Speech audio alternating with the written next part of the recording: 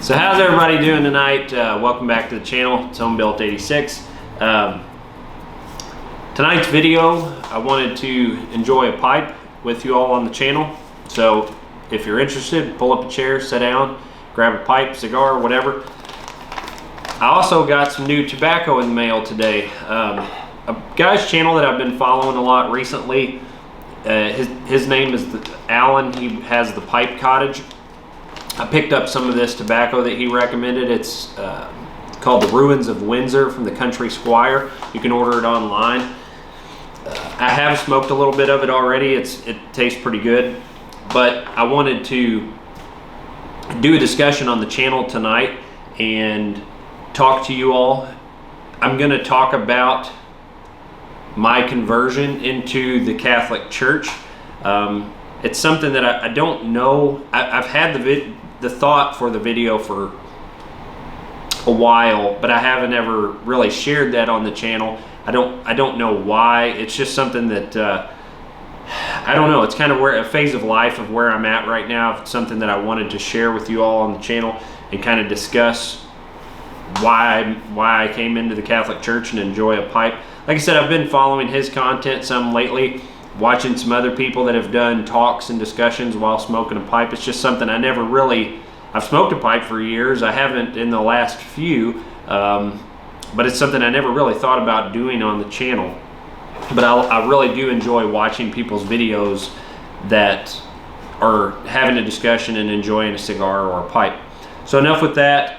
I'm going to get some tobacco in the pipe and we'll kind of start into the discussion of why I converted into the Catholic Church. Again, if this is not your cup of tea, we appreciate the support on the channel. We'll see you on the next video. I understand, no problems. I also wanted to kind of shout out to my dad. He made me a tamper tool recently that I thought was pretty neat.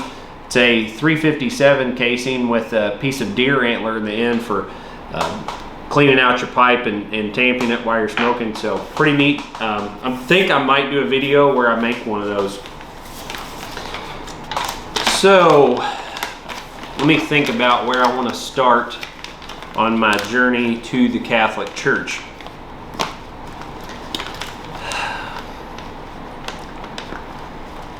I guess a bit of backstory as far as church growing up for me. We were not church regulars. My parents, we went to a couple different churches, let's put it that way, but we were not avid goers. Nothing against them. It was just my grandparents on my dad's side were very strong Methodist, and my grandparents on my mom's side were very strong Catholic. I've seen this firsthand when I went through RCIA into the Catholic Church. There was an older gentleman that was coming into the church when I did, and he had held off until his parents had passed because he did not want to offend them. It's something I've understood more as an adult, that people make some decisions based on that of loved ones that they don't want to hurt their feelings or whatever it is. And I understand why my parents didn't go down a particular path with us and to offend any of my grandparents. Maybe, some people are going to say that's right or wrong. I think they did what they had to do, and that's fine. I don't have any, ill feelings about it. That being said, we did not attend, like I said, on any kind of a staunch regular basis. So we kind of went different directions at different times. I grew up running around the Methodist church that my grandparents went to. I grew up going to a couple different of the Catholic churches that my other grandparents went to. And my parents got more heavily involved in church when I was in college, and the church with them when I was in college. I felt like I was being, as far as my faith and spirituality, being pulled kind of to the church at that time. Also, I kind of wanted to see. My dad played music, or I should say still plays music at their church, and they love their church, and they had some different feelings about me leaving when I did, and that's okay. again, like I was talking about with the older gentleman, people do different things. So I started going to this particular non-denominational Christian church with them. I probably went for the better part of a decade. A couple of years before I met my wife, I had attended with a couple of different girlfriends that I had up until the point that I had met my wife. At that point in her life, her Catholic upbringing was not, I wouldn't say not present, but she wasn't, a staunch goer to the church when I had met her.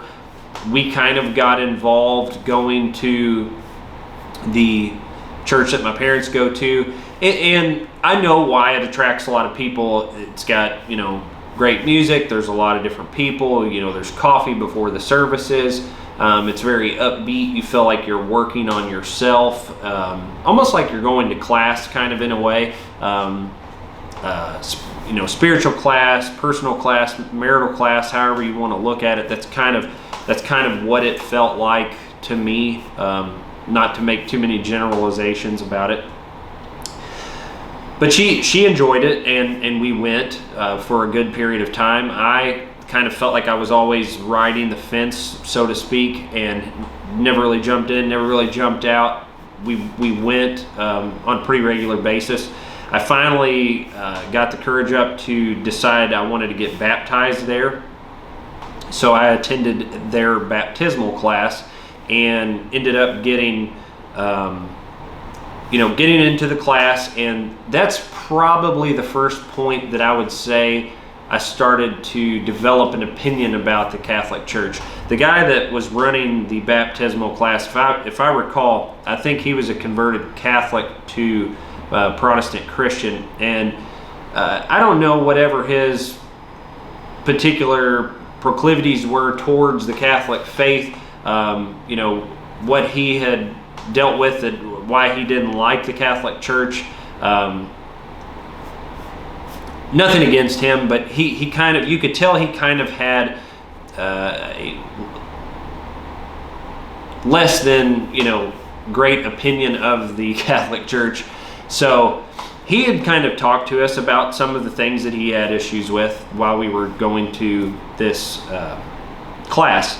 And again, that's kind of where I started to build a bit of an opinion towards the Catholic Church. So I get through the class, I get baptized.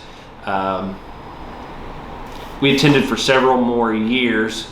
My father-in-law, again, like I said, he had kind of always thought that based off of how I am as an individual that I would like the Catholic Church. We would attend with her parents from time to time, and I never got anything out of it. I didn't enjoy going to Catholic church. I didn't enjoy the up and down. I would make jokes outside of church to my wife, to my parents, that it was up down church. You're doing these things through repetition. It made no sense, and I did not have a good opinion of the Catholic Church.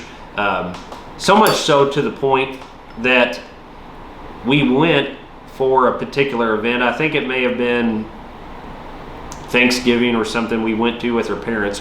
Let me get my pipe lighter. I'll talk and I'll never smoke it.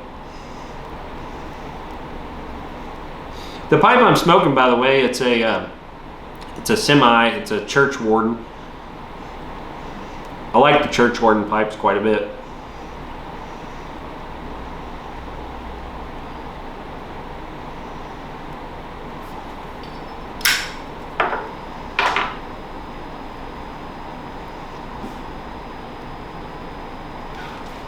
So we were back up. So we went to a mass and we were leaving, and I remember the priest had stopped us after mass. He had recognized my wife, and he was talking to her, and he said, we haven't seen you in mass in a while, and so on and so on. I'll also he knew my wife because my wife teaches at our parish now, and I'll kind of make that make a bit more sense in a second.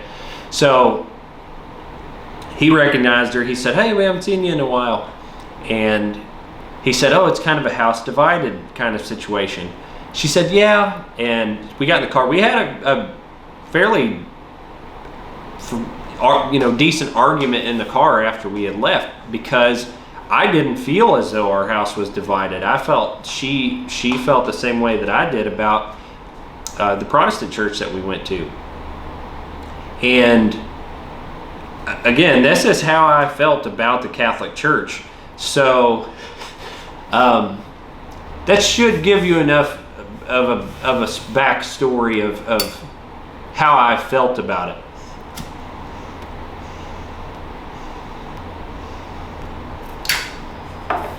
So let's fast forward. Some friends of mine that I went to high school with, and I'm trying to think, make sure I get all the details in there, but some friends of mine that I went to high school with, and then some of their family members were getting together and doing a kind of a men's group. Talking too much, I can't keep the pipe lit.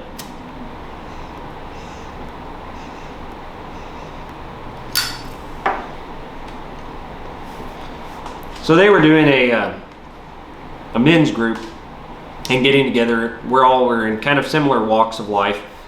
Kids, younger families, all godly men. So we started getting together, and we were talking and having discussions about our faith and different things. But what I did not realize, or I guess pick up on at the time, that we were split up denominationally. Not all of us were from the Christian church. So when I started to understand that a couple of his cousins were Catholic churchgoers, it just didn't bother me. It just was not my cup of tea to go to the Catholic church. So we were having a discussion one night. I don't even really recall what it was about and how it came up, but the discussion of the Catholic church came up. Well, I started to pipe up with a bit of an opinion of how I felt about the Catholic Church. And my friend's cousin was sitting there, and he was very, very cordial about it. But he kind of stopped me. He said, I don't think you have all of the information. And, what you're kind of pointing out are some misconceptions about the church that I think a lot of people have. And I was like, what do you mean? I feel like this and this and this is all issues with the church, from the saints and praying to Mary, all of the preconceived notions, misconceptions that most people have about the Catholic Church. So that's how I say this is God's work, because it couldn't have been on my own doing it. I had no good outlook for the Catholic Church. So he started to, I don't know, he planted a seed, I guess is the best way of putting it. He opened up that bit of discussion to the point that I think when I left that night, I was on my way home, and I thought, maybe I don't know everything that I think I know. And it kind of it started a ball rolling, I guess is the best way to put it. And I started to think about it, and was I right, or was he right, or were we both right, or were we both wrong? I didn't know. And I don't guess it's something that it sounds extremely silly, and maybe there's other people out there that have this issue, but I don't think I ever questioned why there were so many different denominations that follow, at least Christ-based denominations. I'd never really questioned why and where I was going to and why that made the most sense to me. So it kind of opened up a can of worms in a sense that I was a bit puzzled as to why I was baptized Christian at a non-denominational church, and which one was right. I don't know. It had to been God, because I don't think it was myself that allowed me to be open to that conversation and for that to kind of start that thought going. So I had talked to him a couple more times, and the more we talked, the more unsure I was about where I stood on my faith. And was I going the right direction, or was he going the right direction? I guess at the end of the day, if you're following Christ, I think that's the right direction. That's for me in my house. I'm not going to speak for other people. I know there's people that don't agree with that, and that is absolutely fine. But that's what I feel like. And so I thought, why, if we're both following Christ, is one right, is one wrong? I didn't know. But I kind of have made the analogy before. I feel like if you're going to do anything in life, you want to think you're doing it the correct way. So again, it had just started this indecision in myself of trying to understand why I was where I was. And again, I did not have a great opinion of the Catholic Church. I've said this before. I felt like the depth of the Catholic Church was this deep, and I felt like it was very much a man-made hierarchy of structure of people that have been put in positions of power to make decisions for the church body, and it was man-led. It wasn't necessarily Christ-based. So the more we discussed, the more questions that I had, I guess you would say. So much so to the point that I came home one evening and I brought it up to my wife and I said, what if I converted? Because it had started this thought process in me. And to back up a bit too, I told you that the priest had asked my wife that he hadn't seen us at church in a little while. She had a few years prior to this all happening, she had started teaching at the Catholic church that we now attend, and there's teachers there that aren't Catholic, but for the most part they are, I guess I should say. But she started teaching there. We started allowing our daughter to attend there, and she was picking up these habits, and I don't know if that's the best way to put it. She was coming home doing faith-based things in our house that were Catholic-based things, making the sign of the cross, different things, and I was like, I don't know that I like this. And when Brent and I started talking, and I started having these feelings of indecision, I also was looking at it from a perspective of, if I did this, my wife teaches there, my daughter attends there, my daughter was loving it, and it would make sense for us as a family whole. So I had a lot of that feeling and thought about it, but I also had a lot of feeling and thought about it that I may get a deeper faith and a deeper enjoyment out of my faith by converting. And I just never thought I would feel like that or even think that way about my faith or the church or any of it.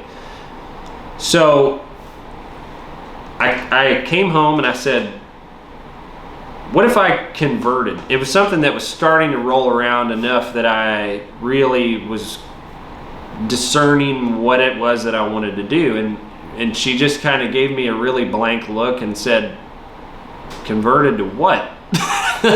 And there's a joke that accompanies that, and I'm not going to tell it because I don't know that it's fitting, but she really did not think that I was going to say convert to Catholicism. She knew how much I disliked the Catholic Church, and I said, the Catholic Church, and she said, are you serious? She was very taken aback by it. And I said, yeah, I've been talking to Brent and this friend of mine, and she knew exactly what I was talking about. And I'm not sure anymore about where we're going. I see how much our daughter enjoys it, and I'm not sure.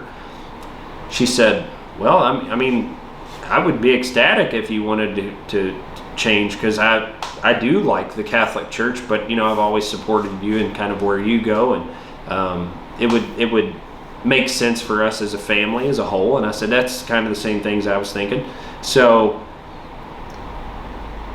she said, why don't you ask Brent? I'm sure he would sponsor you. And I was like, man, I don't know I'm getting into here. I was like, isn't the conversion process, the sponsoring, it's a long deal? She said, it's almost 9 months. I think it's something like that. It's almost 9 months, but you start in the fall. It leads you all the way out to Easter, and that's when you're confirmed as on Easter Vigil. So I was like, I'm not sure if what I'm getting into here. She said, well, all you have to do is ask him about it. So I'm probably talking too much to be able to smoke this pipe on this video, but I'm going to attempt it either way. We got a lot of ground to cover, so I'm trying not to drag it out too bad.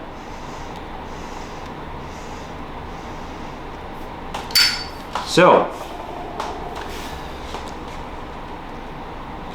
I call him up, and I said, what if you sponsored me coming into the church? He said, absolutely. He said, I would love to sponsor you coming into the church. And Brent's very very involved in his faith. He loves his faith. He loves the Catholic Church.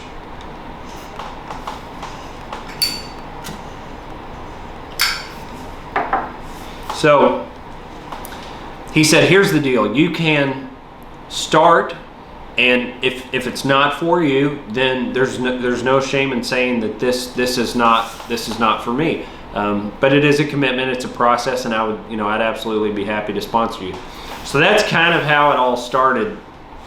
And I was very skeptical, to say the least, when I started into RCIA. I felt like I was going to have a kind of I gotcha, aha. I knew that something was wrong as I was kind of starting into the process. Again, I'm trying to keep all this, I'm doing it off the cuff, so I'm trying to keep everything in perfect, or not perfect, but as best of order as I can. So we started into RCIA. I made the decision, I'm going to try it. I'm going to start into this. I know it's a commitment, but I think there might be something that I'm missing here. There's some information that I don't have. I'm not sure anymore.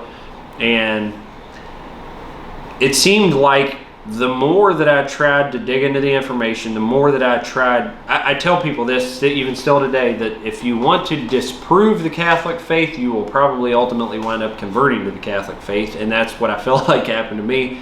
The more I dug into it, the more things that I tried to make or figure out that they didn't make sense, the more they made sense. And it was just one of the neatest things that I've probably done in my life, as far as just a neat journey, a neat experience. The people were great. The experience was great. I learned a ton. I feel like I'm deeper in my faith now than I ever have been. There was so many little, I feel like what I call affirmation moments that God kind of shows himself to you. I feel like there's we have those things. If you're a believer, you know exactly what I'm talking about. There's just moments of affirmation that if you're open to it and you're willing to see it, you will see that it has to be, in my mind, God spiritually communicating with us. So RCIA was filled with that. Just so many different things that I learned about why you do what you do in Catholic Mass and church. I learned why you kneel, why you stand up, why you make certain signs and things. Like, if you've ever seen a Catholic before the Gospel's read, they'll make the sign of the cross on their mouth and their heart and their lips. And all it means, it may look cultish from the outside, or it may look just ritualistic, or however you want to say it. But when you understand these meanings and you start to dig into it and really understand that there's something behind this, all that means is you're saying, I hope and wish that the word of God be in my mind, on my lips, and in my heart. And so every time I was like, why do you do that? Why do you do that? There was always a great explanation for it. And again, to kind of, I guess, make sense of a couple of my critiques of the Catholic Church as I was coming in, I was very against the structure, the man-made structure, or that's what I felt like it was. But the more that I learned about the church, the Catholic Church has a living tree of popes that go all the way back to Peter, and just the history and the neat things that are involved in the Catholic Church, that I started to unwrap and find out that it wasn't just these cultish traditions or different things, that there was something here. There was a lot to this. There's a lot of history to this, and it started to make full sense for me. So, like, to unpack a little bit of how the structure of the church started to make sense to me, the more that I thought about it, and sorry also, by the way, I'm congested because of we have crazy high pollen in our area, so I'm trying not to sniffle on the video. But the structure of the church really started to make sense to me, because when I thought about it and it was explained to me in the way that for several hundred years post-Christ, we had no written text. So there was no Bible. People go around today and think, well, here's the Bible. And that didn't exist. I think it was roughly at least 300 years post-Christ, we had really no written text about it.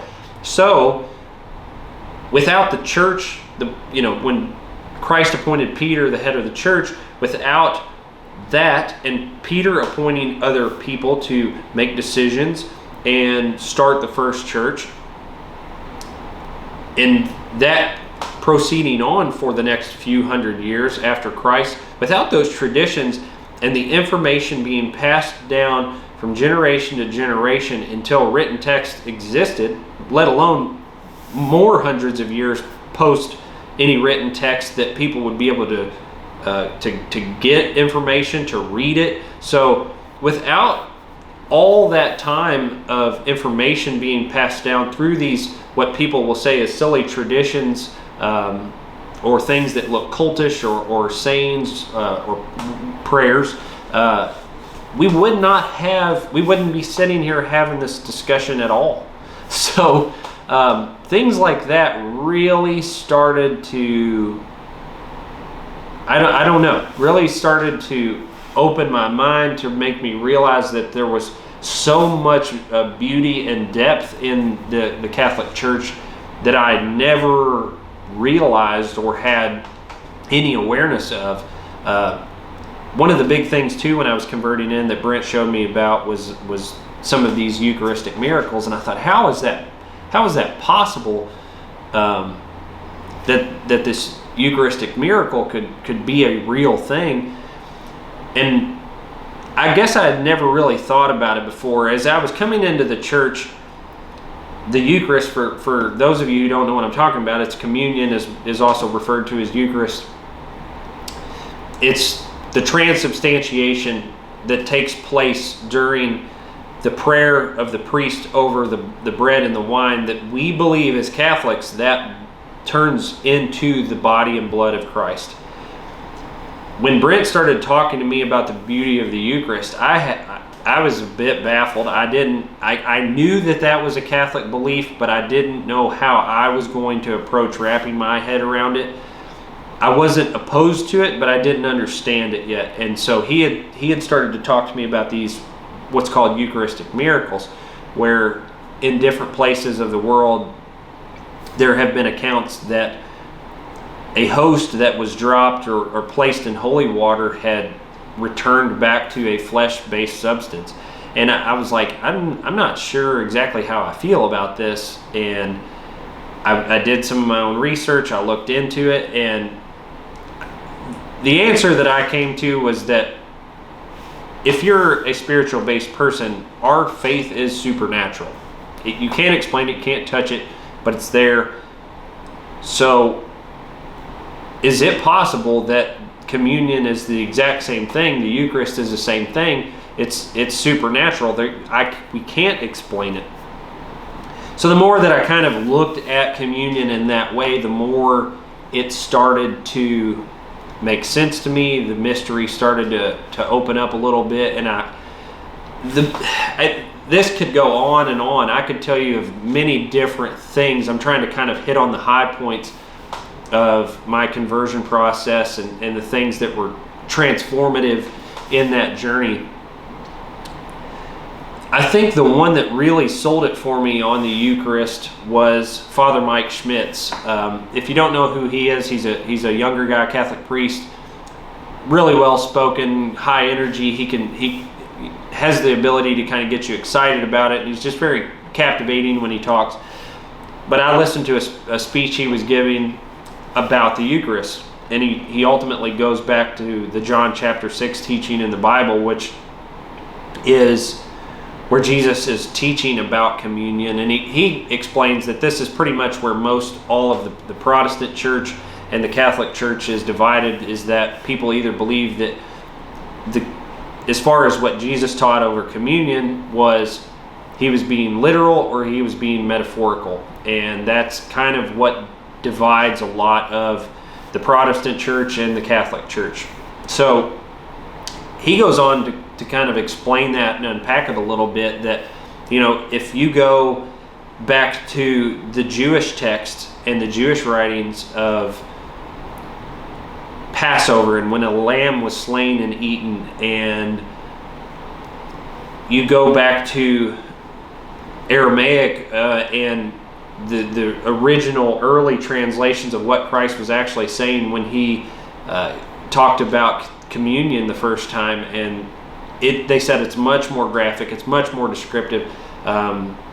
There's a gentleman that's got a book that's called The Jewish Roots of the Eucharist. There's a lot of things behind the Catholic viewpoint of communion that really unpack our views on communion, and it started to make a lot more sense to me. And that's what Father Mike Schmitz said is, you know, ultimately you're looking at pretty much the only time in the Bible that Christ gave a teaching and people left, and he didn't change anything. He didn't re-up on it and say, well, that's not what I meant.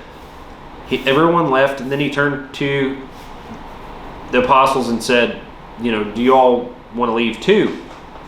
And they said, where would we go? So, I mean, those guys left everything that we're sitting here discussing tonight hanging in the balance of them understanding that what he was saying was 100%. That's what we believe as Catholics, is that he was being very literal when he spoke about communion for the first time. So that was a huge thing for me to wrap my head around when I converted in. But there's so many of those moments about me converting into the church and how rich of a tradition it is, how full of a tradition it is. It's something, like I said, if you ultimately try to disprove it, you will probably ultimately wind up becoming Catholic. So yeah, we love our Catholic faith, and it means a lot to us. I understand it's not everybody's thing. Again, I haven't ever really brought this topic of discussion up on the channel. It's something that I've definitely thought about bringing up and talking about my converting into the church. There's, you know, it's tough when you do something and you convert into, especially you change something. You wouldn't think something would be as controversial as changing religions, but it can be very taxing for certain people and their families and things like that when they move faiths, and I found that out firsthand. My parents supported it, but it wasn't, I knew it wasn't, they enjoyed us going to church with them was what it was more than anything. And, you know, as long as we were following Christ, they were still happy with it. They came to the Easter Vigil service and supported me and everything we were doing. Again, like I said, I went into it full bore. We did a pretty neat Easter Vigil service when I came in. I wanted everything to be 100% in line with my faith when I came in. So mine and my wife's marriage was not ordained in the Catholic Church when we got married. Again, like I said, we were away for a bit, and I know that was something that probably bothered her parents. Now looking at it from the Catholic perspective and the church that I love, I definitely would want to see that for my daughters. But it also shows me a way that they still supported her. So when I can sidetrack too much, but anyway, when I came into the church, I wanted to have our marriage valid in the Catholic Church. So there was another couple that was in the same situation that we were, and they did. I think there was a couple people that still needed to be baptized, and my wife and I and this other couple, we went up on the altar and had basically were married the night of the Easter Vigil. And there's a lot of people that say they haven't seen that happen at an Easter Vigil very often. But I wanted everything to be Catholic. And by the way, people get, I think, hung up, and I used to as well. The word Catholic means universal. That's it. It's not.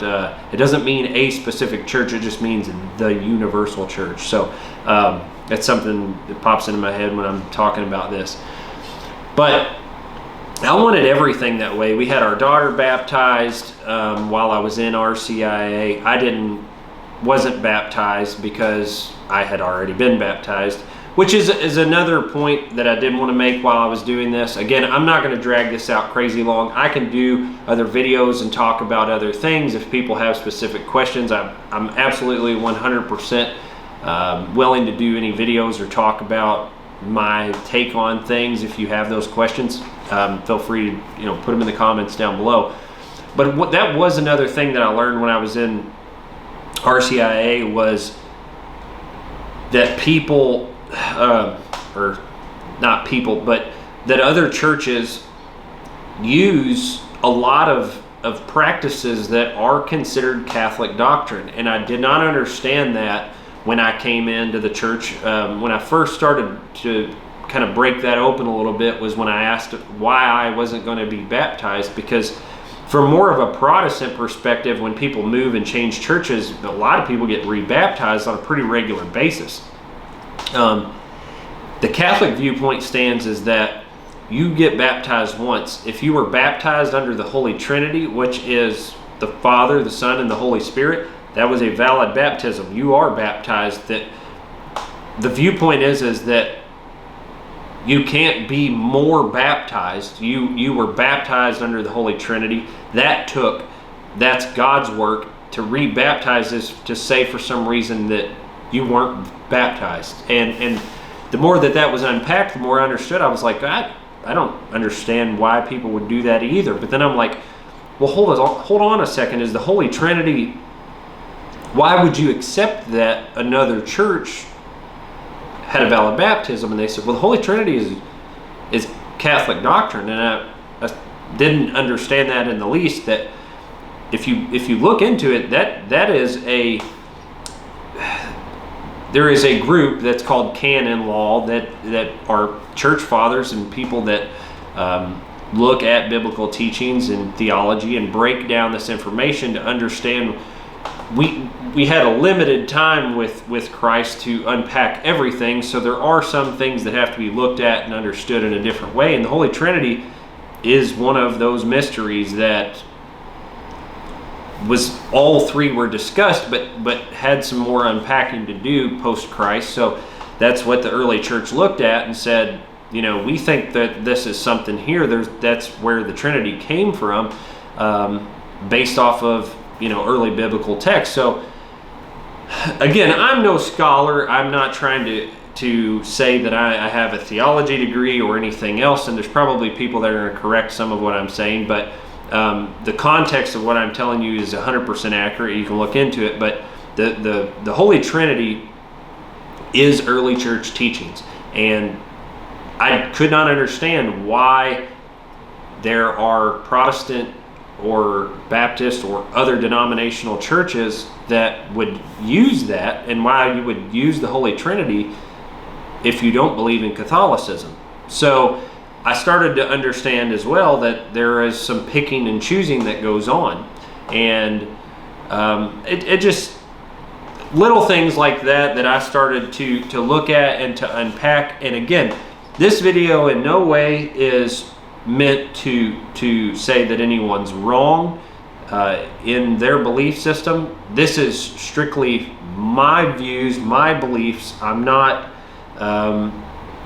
putting this out there to start an argument. I think that is a problem with us as a faith community in general, that we all need to support one another and try to live out the teachings of the Bible, not to tear one another down. There's enough destruction within the country as it is. My wife actually talked, we talked when we got home from work. They did rosary at church today, the school did, and they had brought in a nun who or a sister, I'm sorry, that was doing the rosary with all the kids. And I forget how my wife told me, but she had one of those moments of affirmation that she said when she had pulled out to do the reading. I forgot how she had explained it. Imagine that, me not listening. But when she had went to find the reading that they were supposed to read, it was about the unifying of the church. And she said, I can't help but believe that that is what God wants in our day and age, is for us as believers in Christ to unify together. And I said, I absolutely agree. I went on a bit of a spell for a time after I converted that, you know, I was going to make converts of everyone, and that, you know, I was the insufferable convert, as I've heard put before, not just on me, but that people tend to do that when they convert to something. But I had that tendency. But I just, again, this is my view of why I found the Catholic Church, that I found a deeper faith in something that I didn't think was possible. I'm deeper in my faith now than I ever was, and how much we love it. So that was the purpose of tonight's video, was to share some of that with you all, to explain myself as far as why I came into the Catholic Church, why I think there's a lot of beauty in the Catholic Church. And again, it might not be everyone's perspective or everyone's cup of tea, but I do think that if it's something you're thinking about or tossing around the idea, it is absolutely worth looking into if it leads you to a deeper faith. So there was actually a passage. I had lit my pipe earlier. There's probably 1,000 things that I missed in making this video, and it's probably still really long. I have no idea. I've had to get up and change the memory card once already, so I'm sure it's going to be longer than it needs to be. Imagine that.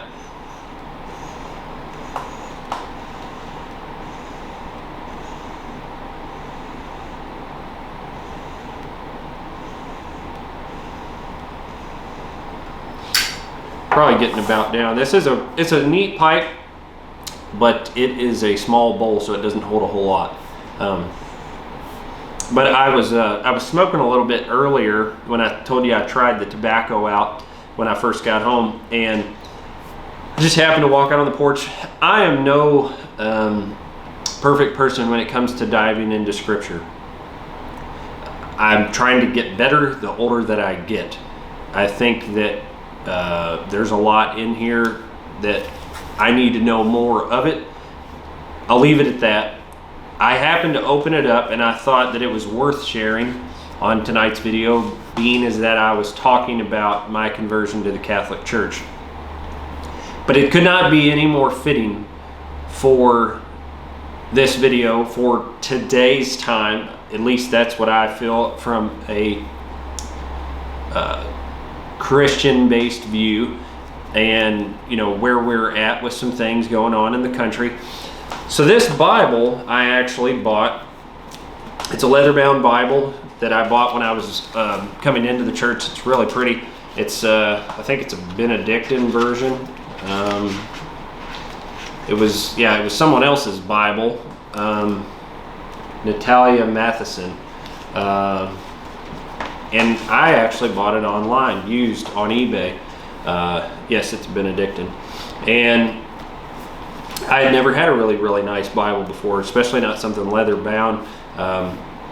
So when I converted, I bought this, and there was already these couple of Post-its that were already earmarking some pages when I bought it.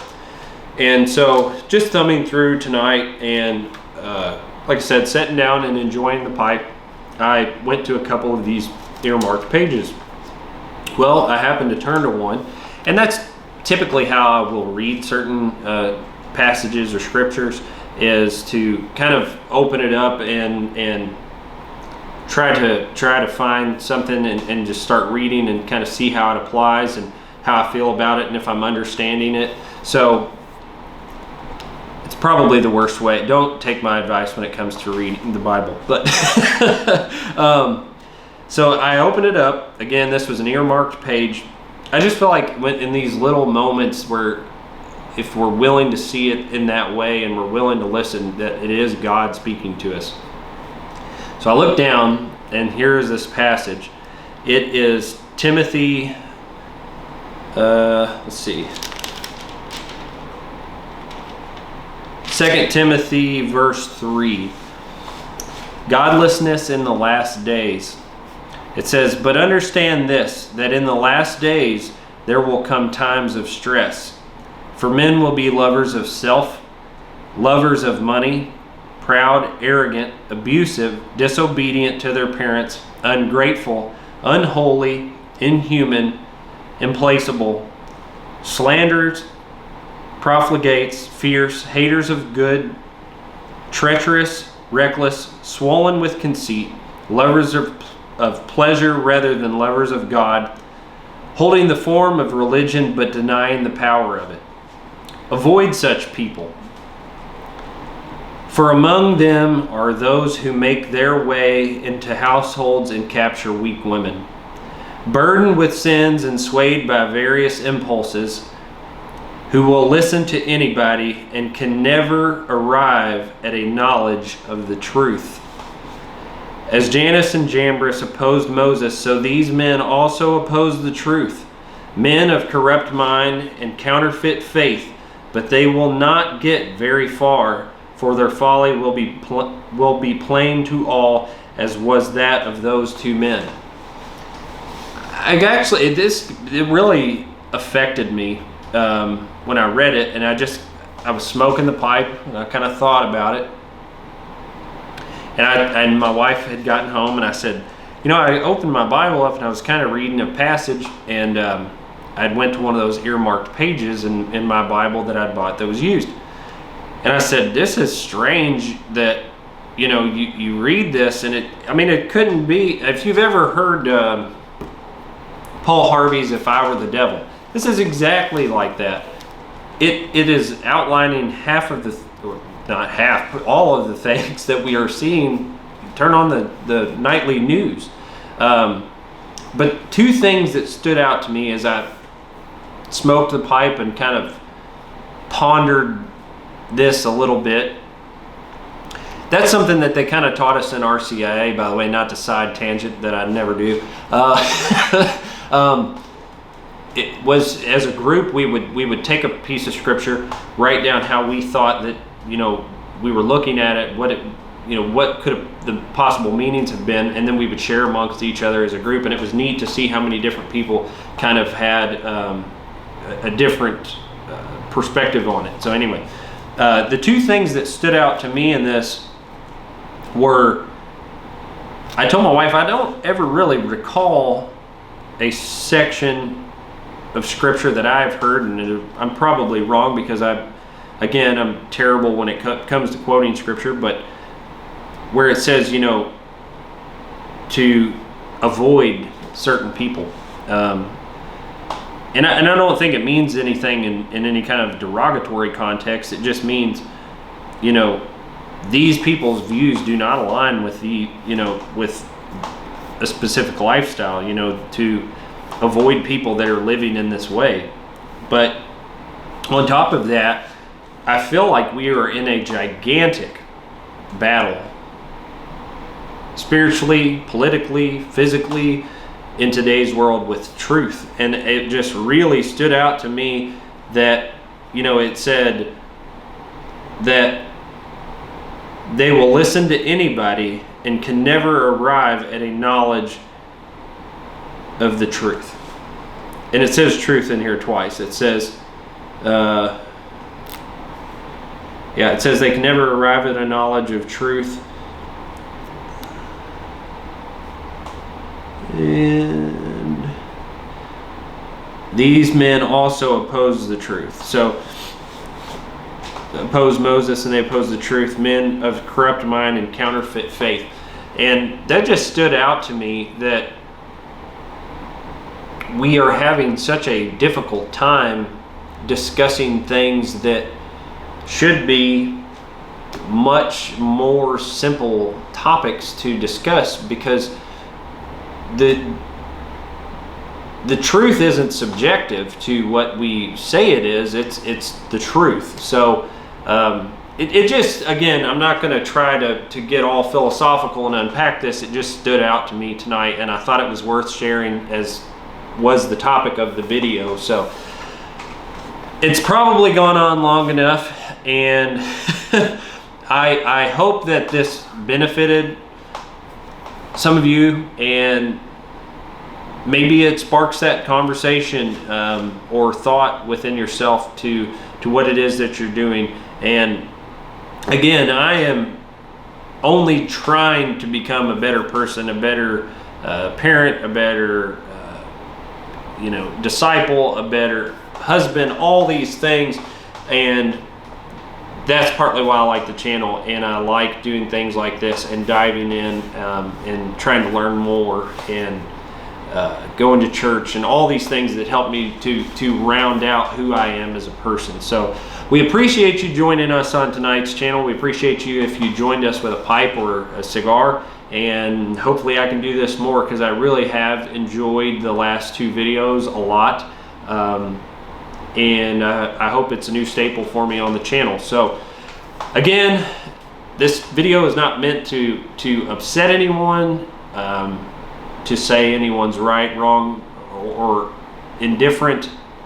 This is me sharing our personal views, or my personal views and thoughts, and it's just to spark a conversation, that's all. So again, we appreciate you being here.